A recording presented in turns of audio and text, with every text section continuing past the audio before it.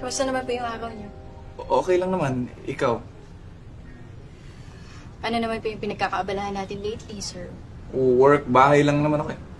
Hindi naman ako pala kaibigan. Work, bahay. At ngayon, infinite touch.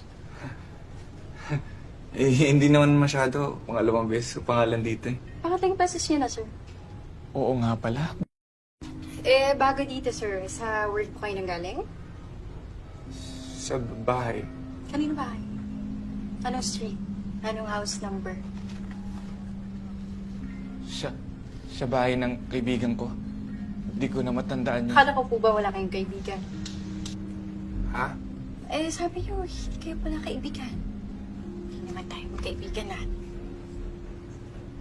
Sisinamanin ka po ba, sir?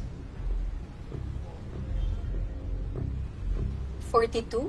Sampaguita Street po ba yung bahay ng kaibigan, no? Bahay ko yun eh.